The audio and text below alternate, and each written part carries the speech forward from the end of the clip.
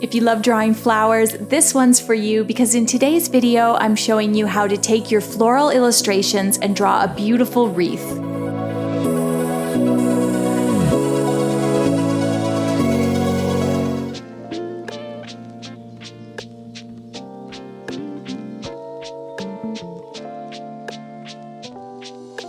Hey gang, what's up? Welcome back. My name is Shayda and today we're gonna get creative and draw a wreath of flowers.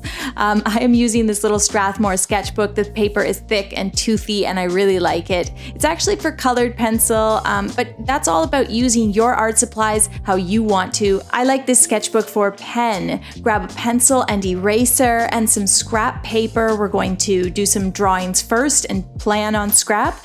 And then for pens, I am using my Pigma Microns. They come in a range of nib sizes, which is great for precision, and I'm using the 08 and the 03. If you would like to get my worksheet all about how to draw wreaths, that is available on Patreon, so head over there after today's video to get some bonus content. Okay, so when I start a floral design, something simple like a wreath, I typically will do a little bit of rough work and just pick out the flowers and leaves that I want to incorporate into my design. So I'm starting with a large, simple flower. We're gonna draw this a couple times, so don't worry.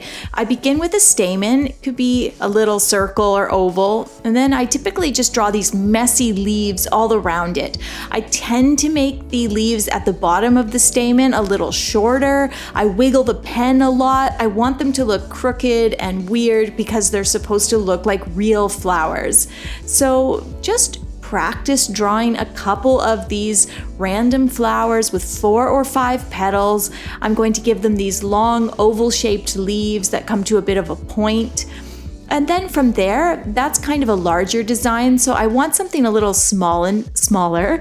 Lavender would be a good example of something that's a little thinner, more delicate. And of course, you can always just make stuff up like I'm doing here with these tiny little curving branches and circular leaves. So this is a good start for the flowers and leaves that I'll incorporate into my larger wreath. And just take your time and have fun with the prep. It's always a good idea to do rough work and plan your drawing or your design ahead of time. I'm just, trying to draw the leaves again, trying to draw those flowers, but with a slightly different stamen, coming up with some other botanical designs. And at this point, I think I'm ready to start my wreath. So what we'll do is we'll set this aside, but we're going to keep it with us so we can kind of refer back to it.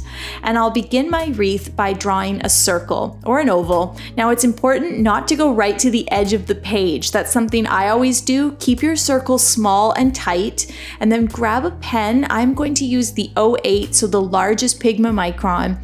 And looking at our rough work, we're going to start with that flower. So start with the scribbly stamen in the middle, draw some short petals at the front and some longer messy petals in behind.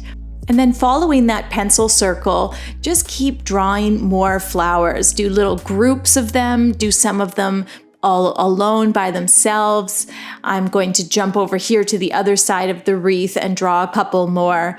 And basically what we're going to do is simply fill in the entirety of this circle with the botanical drawings that we've already practiced in our rough work.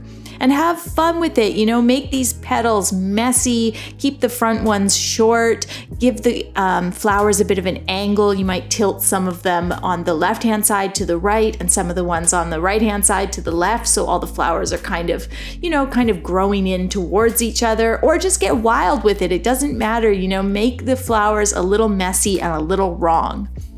Then once you've done a bunch of flowers, it doesn't really matter how many, we're going to start drawing in some of those larger oval-shaped leaves.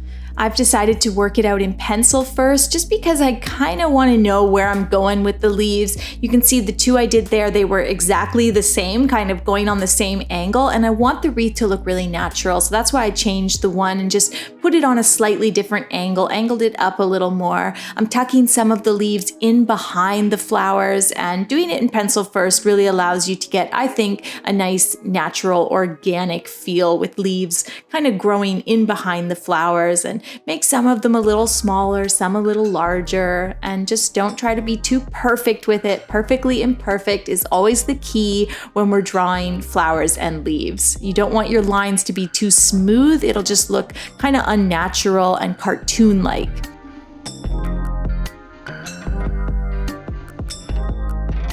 And then when that's done, we've completed our large flowers and leaves. And now we can kind of have the fun of adding some of these smaller plants like the lavender. So flower and leaves done. Let's do some lavender here, and the lavender adds a nice contrast of size, right? Because we've done these larger plants. Now we're going to do something small and thin and delicate. And you really don't need a lot of different designs to make a beautiful wreath. Actually, just these flowers and leaves and the lavender, I think it looks really nice, and I barely need to add anything else. So I'm going to go around the entire wreath and just tuck some little lavender sprigs in wherever it kind of looks pretty.